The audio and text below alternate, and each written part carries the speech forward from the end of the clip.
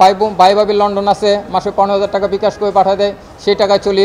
আমরা রিট করতে আসছি যে জনস্বার্থে দেশ সংস্কারের লক্ষ্যে বর্তমান অন্তর্বর্তীকালীন সরকারকে মিনিমাম 3 বছর মেয়াদ দেওয়ার জন্য, যেহেতু এটা সংবিধানের মধ্যে নাই, সংবিধানে আছে এই তত্ত্বাবধায়ক সম্বন্ধে, কিন্তু অন্তর্বর্তীটা সম্পূর্ণ একটা নতুন ইস্যু। আমরা চাই দ্বিতীয় হচ্ছে যে ছাত্র জনতাকে নির্বিচারে হত্যার দায়ে বাংলাদেশ আওয়ামী লীগকে নিষিদ্ধ এবং নিবন্ধন বাতিল।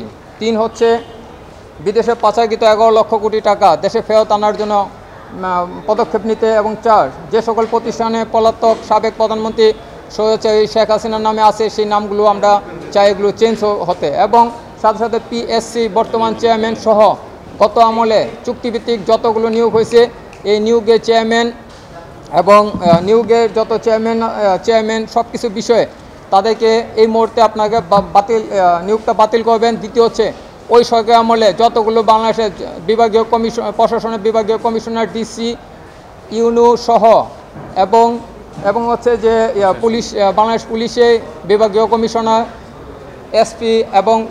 এসপি ওসি সহ সকলকে আপনারা বর্তমান থেকে সবাইকে একটু চেঞ্জ করে দেবেন। যারা দেখবেন আপনারা পজিটিভ দেশপ্রেমে মনের মতো আকাঙ্ক্ষা আছে তাদেরকে দিবেন, আর মনে করলে ওসডি করবেন, সেটা সরকার একান্ত ব্যক্তিগত ইচ্ছা। ধন্যবাদ।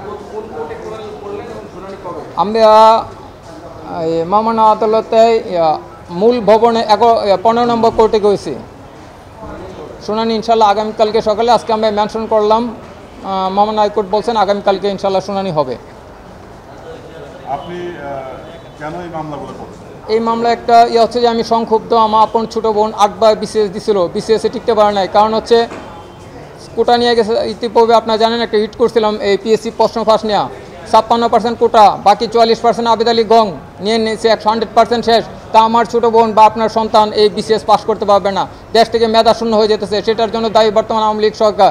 আমি কিন্তু কোনো রাজনীতি করি না, এবং সেটার জন্য আমরা চাই যে এই যে আমার ছোটো বোন যেমন আবেদ আলীর সাথে সাক্ষাৎ হয় না, সাক্ষাৎ না হলে প্রশ্ন পাবে কোথেকে, সে পাস করবে কীভাবে, কোনো মতে সম্ভব না। এরকম কত ছাত্র কেউ দেশে মুদি দোকান করতেছে, কেউ বিদেশে চলে গেছে।